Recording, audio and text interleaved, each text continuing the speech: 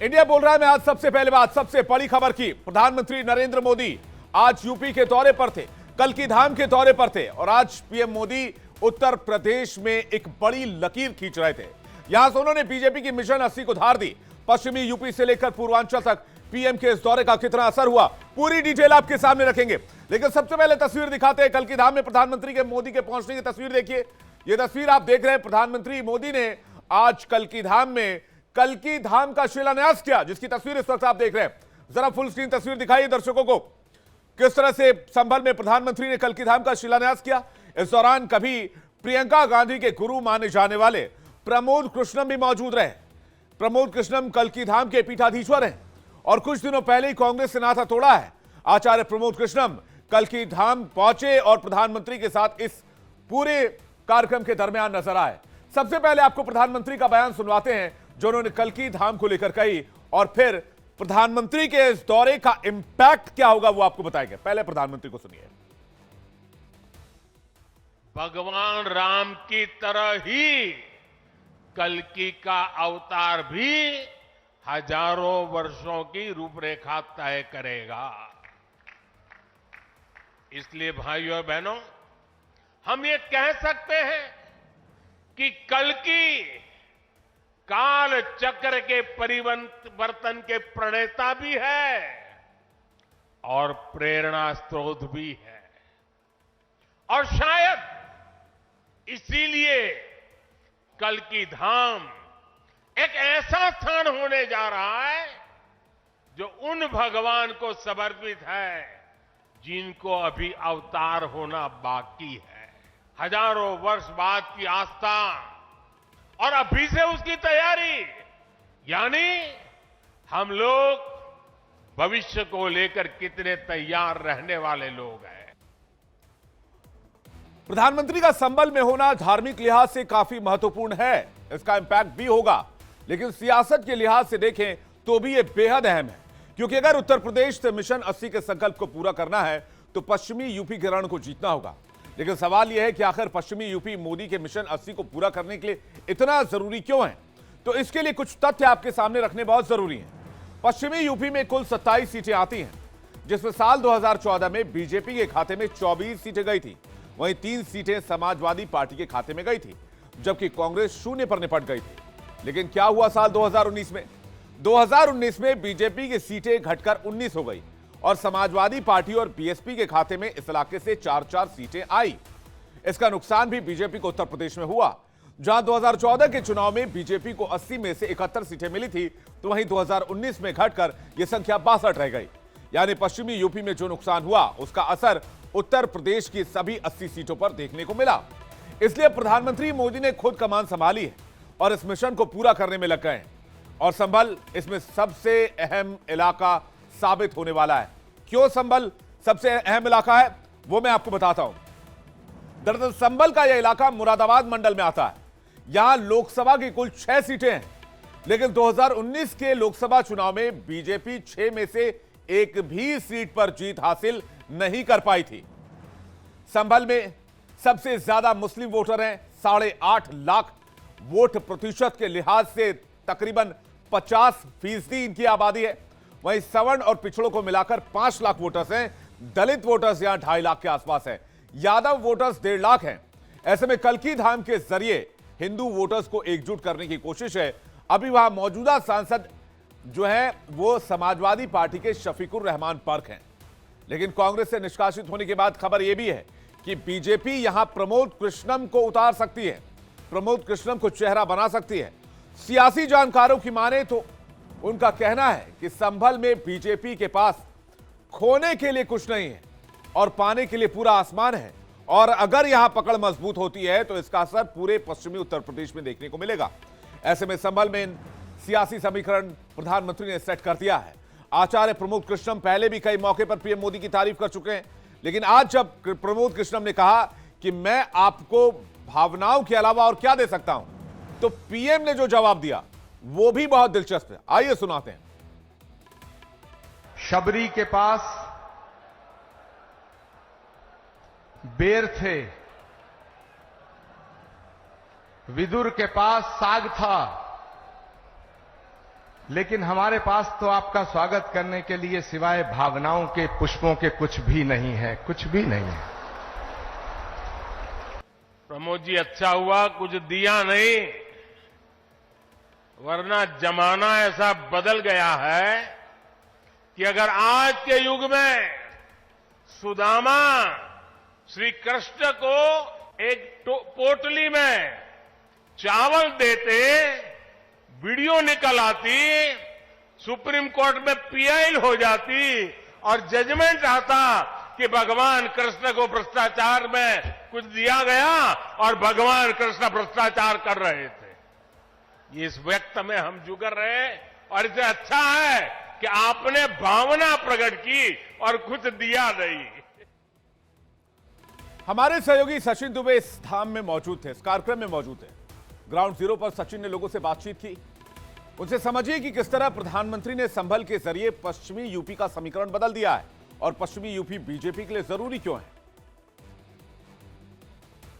PM Narendra Modi ने संभल आकर BJP की तमाम चुनावी तैयारियों को धार देना शुरू कर दिया है। पीएम नरेंद्र मोदी संभल पहुंचे तो इससे कहीं न कहीं आने वाले वक्त में समाजवादी पार्टी को एक बहुत ही बड़ा डेंट लगने की उम्मीद है। ऐसा इसलिए क्योंकि समाजवादी पार्टी का संभल गढ़ माना गया है। अब तक चुनावों की बात करें तो यहां पर सिर्फ एक बार ही कमल खिला है।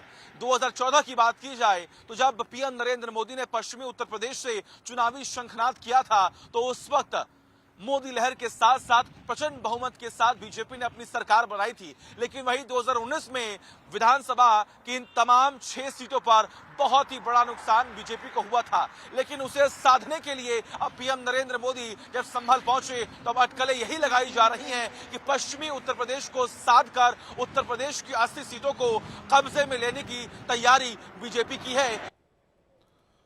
वैसे भी एक बात यह साफ है कि प्रधानमंत्री मोदी अपनी धार्मिक आस्था कभी नहीं छिपाते हैं और प्रधानमंत्री का कल की जाना कई मायनों में बेहद अहम हो जाता है। प्रधानमंत्री मोदी आस्था को केवल धार्मिक विषय का नहीं बल्कि राष्ट्रीय सम्मान का विषय मानते हैं।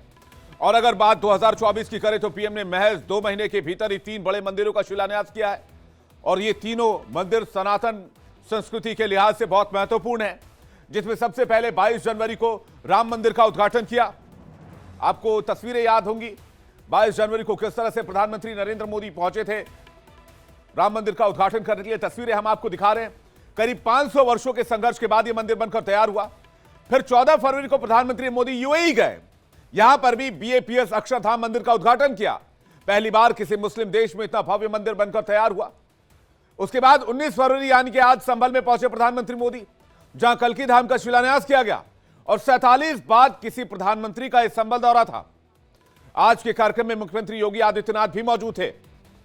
योगी आदित्यनाथ को सुनने के लिए भी लोग भारी संख्या में इस कार्यक्रम में पहुंचे थे। आपको सुनवाते हैं इस कार्यक्रम में सीएम योगी ने क्या कहा। काशी में काशी विश्वनाथ धाम, अयोध्या धाम में रामलला का पुनः विराजमान होना, केदारपुरी और बद्रीनाथ धाम का पुनरुद्धार का कार्य संपन्न होना, महाकाल में महालोक की स्थापना होना, ये वह नए भारत की तस्वीर है जिस नए भारत में हर युवा की आजीविका की गारंटी भी है और आपकी आस्था की भी गारंटी है। यही मोदी की गारंटी है। प्रधानमंत्री कह रहे हैं कि नए कालचक्र की शुरुआत हो चुकी है। उनका वो बयान भी आपको सुनवाते हैं।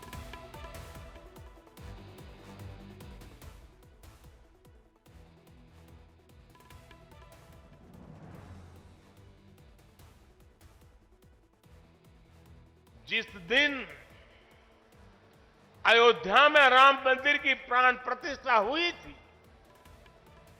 तब मैंने एक और बात कही थी। 22 जनवरी से अब नए काल चक्र की शुरुआत हो चुकी है। प्रभु श्री राम ने जब शासन किया तो उसका प्रभाव हजारों वर्ष तक रहा। उसी तरह राम लला के विराजमान होने से अगले 1000 वर्षों तक भारत के लिए एक नई यात्रा का शुभारंभ हो रहा है। लेकिन संभल जाने में किसी प्रधानमंत्री को इतना वक्त कैसे लग गया? और जैसा कि मैंने आपको बताया कि 47 सालों से कोई प्रधानमंत्री यहां आया ही नहीं था। इससे पहले 1977 में इंदिरा गांधी आई थी। हालांकि प्रधानमंत्री मोदी साल 2005 और 2009 में यहां का दौरा कर चुके हैं, लेकिन तब वो गुजरात के मुख्यमंत्री हुआ करते थे।